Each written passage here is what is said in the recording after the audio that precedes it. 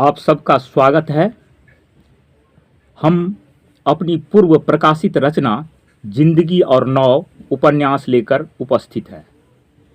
पिछले भाग में हमने देखा कि किस तरह सत्येंद्र अपने पिता की मृत्यु से दुखी हैं और लोग सहानुभूति प्रकट करने के बदले भोज की चर्चा कर रहे हैं। उपन्यास का 7वां भाग आप सबके समक्ष प्रस्तुत है। समय किसी का इंतजार नहीं करता, वह निरंतर अग्रसर होता रहता है।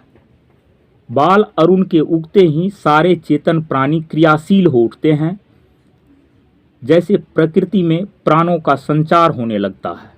फिर स्नेह स्नेह शांत संध्या कुमारी पहुंचती है और अपने प्रियतम प्रकाश को कनखियों से पास बुला लेती है, और वही संध्या जब प्रगल्भ होकर निशा की संज्ञा से विभूषित होती है, तब प्रकाश के साथ सारे क्रियाशील प्राणी उसके दामन रूपी अंधकार में समा जाते हैं और प्रकृति शांत हो जाती है।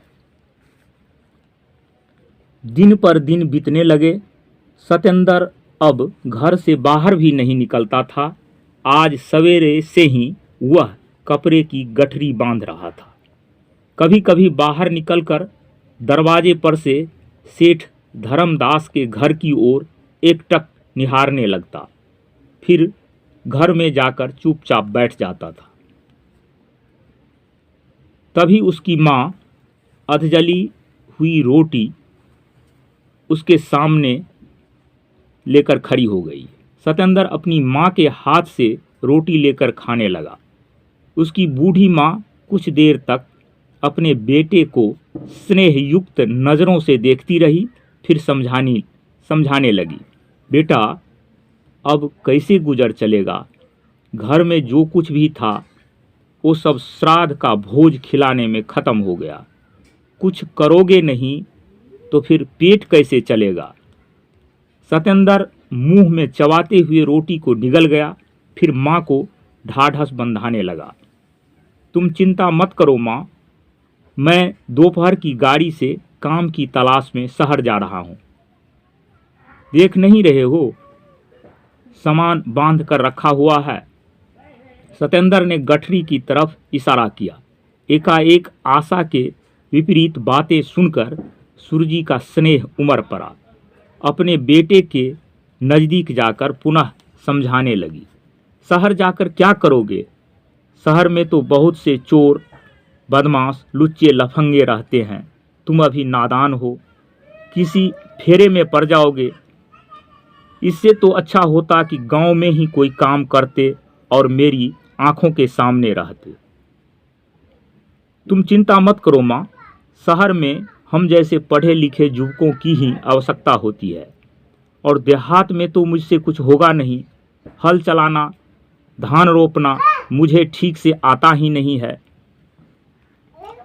सूरजी भयभीत नज़रों से सत्येंद्र की ओर देखती रही।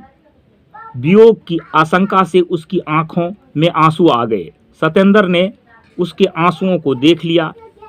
तुम रोती हो माँ, शहर में जाते ही मैं कोई अच्छी नौकरी ढूंढ लूँगा, फिर कुछ दिनों के बाद बहुत सा रुपया लेकर लौटूंगा, और तुम ही सोचो, तुम्हारा बेटा दूसरे के खेत में जाकर काम करेगा, उसकी घुड़की सुनेगा तो तुम्हें अच्छा लगेगा।